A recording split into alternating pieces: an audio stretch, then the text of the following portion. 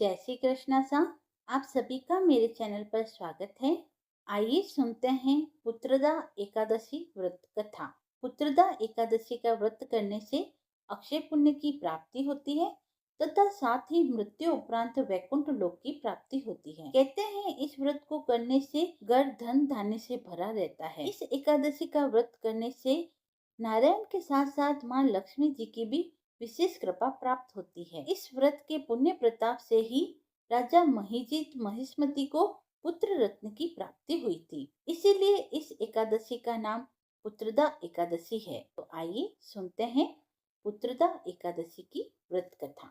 एकादशी के महात्म्य का आनंद लेते हुए धनुर्धर अर्जुन ने कहा, हे प्रभु, ये कल्याणकारी और महापुण्यदायक कथाएं सुनकर मेरे आनंद की सीमा नहीं रही और मेरी जिज्ञासा बढ़ती ही जा रही है। हे कमल नयन, अब आप मुझे श्रावण मास के शुक्ल पक्ष की एकादशी की कथा सुनाने की कृपा करें।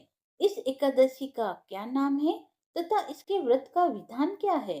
इसमें किस देवता का पूजन किया जाता है और इसका व्रत करने से किस फल की प्राप्ति होती है?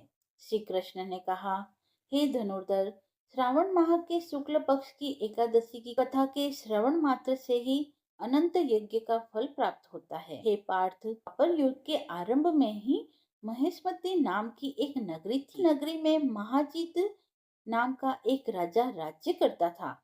वह पुत्रहीन था, इसलिए वह सदा दुखी रहता था। उसे वह राज्य सुख और वैभव सभी कुछ बड़ा ही कष्टदायक प्रतीत होता, क्योंकि पुत्र के बिना मनुष्य को इहलोक और परलोक दोनों में सुख नहीं मिलता है। राजा ने पुत्र प्राप्ति के बहुत उपाय किए, किंतु उसका हर उपाय निष्फल रहा। जैसे जैसे राजा महाजीत वृद्धावस्था की ओर बढ़ने लगा, वैसे वैसे उसकी चिंता भी बढ़ती जा रही थी। एक दिन राजा ने अपनी सभा को संबोधित करके कहा, न तो मैंने अपने जीवन में कोई पाप किया है, न ही अन्यायपूर्वक प्रजा से धन एकत्र किया, न ही कभी प्रजा को कष्ट दिया और न कभी देवता और ब्राह्मणों का निरादर किया। मैंने प्रजा का सदैव अपने पुत्र की तरह पालन किया, कभी किसी से ईर्ष्या भाव नहीं किया, सभी को एक समान समझा है और मेरे राज्य में कानून भी ऐसे नहीं हैं जो प्रजा में अनावश्यक डर उत्पन्न करे। इस प्रकार धर्मयुक्त राज्य करने पर भी मैं इस अत्यंत कष्ट को क्यों पा रहा हूँ? इसका क्या कारण है? मेरी समझ में कुछ नहीं आ रहा है। आप इस पर विचार करें कि इसका क्या कारण है और क्या इस जीवन में मैं इस कष्ट से मुक्त हो पाऊंगा? राजा के इस कष्ट के निवारण के लिए मंत्री आदि वन को गए ताकि वहां जाकर किसी ऋषि मुनि को राजा का दुख बताकर कोई समाधान ला सके। वन में जाकर उन्होंने श्रेष्ठ ऋषि मुनियों के दर्शन किए। उस वन में वयोवृद्ध और धर्म के ज्ञाता महर्षि लोमस भी रहते थे। वे सभी जन महर्षि लोमस के पास गए। उन सब ने महर्षि लोमस को दंडवत प्रणाम किया और उनके सम्मुख बैठ गए। महर्षि के दर्शन से सभी को प्रसन्नता हुई। सबने महर्षि लोमस से प्रार्थना की, हे देव, हमारे अहो भाग्य कि हम आपके दर्शन का सौभाग्य प्राप्त कर सके।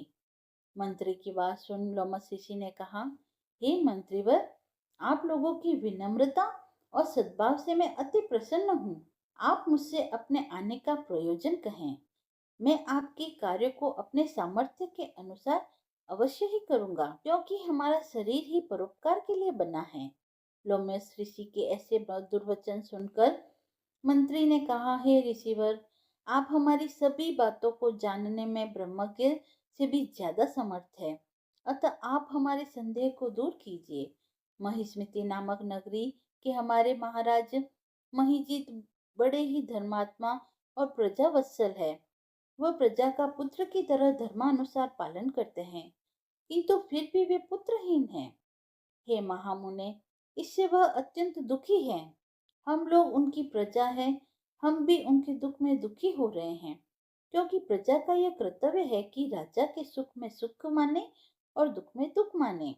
हमें उनके पुत्रहीन होने का अभी तक कारण ज्ञात नहीं हुआ है, इसीलिए हम आपके पास आए हैं। अब आपके दर्शन करके हमको पूर्ण विश्वास है कि हमारा दुख अवश्य ही दूर हो जाएगा, क्योंकि महान पुरुषों के दर्शन मात्र से ही प्रत्येक कार्य की सिद्धि हो जाती है। अतः आप हमें बताने की कृपा करें कि किस विधान से हमारे महाराज पुत्रवान हो सकते हैं। हे ऋषिवर, यह आपका हम पर व हमारे राज्य की प्रजा पर बड़ा ही उपकार होगा। ऐसी करुणा प्रार्थना सुनकर लोमस ऋषि नेत्र बंद करके राजा के पूर्व जन्म पर विचार करने लगी। कुछ पलों बाद उन्होंने विचार करके कहा, हे भद्रजनों, यह राजा पिछले जन्म में अत्यंत उद्दंड था और बुरे कर्म किया करता था। उस जन्म में यह एक गांव से दूसरे गांव में घूमा करता था। एक बार ज्येष्ठ माह के शुक्ल पक्ष की एकादशी के दिन की बात है। यह 2 दिन से भूखा था। दोपहर के समय एक जलाशय पर जल पीने गया। उस स्थान पर उस समय ब्याई गई एक गाय जल पीने आई थी। राजा ने उसको प्यासी ही भगा दिया, स्वयं जल पीने लगा। हे श्रेष्ठ पुरुषों, इसीलिए राजा को यह कष्ट भोगने पड़ रहे हैं। एकादशी के दिन भूखा रहने का फल यह हुआ कि वह इस जन्म में राजा है और प्यासी गाय को जलाशय से भगाने के कारण वह पुत्रहीन है। यह जान सभी सभापद प्रार्थना करने लगे, हे ऋषि श्रेष्ठ, शास्त्र में ऐसा लिखा है कि पुण्य से पाप नष्ट हो जाते हैं। अतः कृपा करके आप हमें ऐसा कोई उपाय बताइए जिससे हमारे राजा के पूर्व जन्म के पाप नष्ट हो जाए और उन्हें पुत्र रत्न की प्राप्ति हो। सभासदों की प्रार्थना सुनकर लोमस मुनि ने कहा, हे श्रेष्ठ पुरुषों, यदि तुम सब श्रावण मास के शुक्ल पक्ष की पुत्रदा एकादशी का व्रत और रात्रि जागरण करो तथा उस व्रत का फल राजा के निमित्त कर दो तो तुम्हारे राजा के यहाँ पुत्र होगा। राजा के सभी कष्टों का नाश हो जाएगा।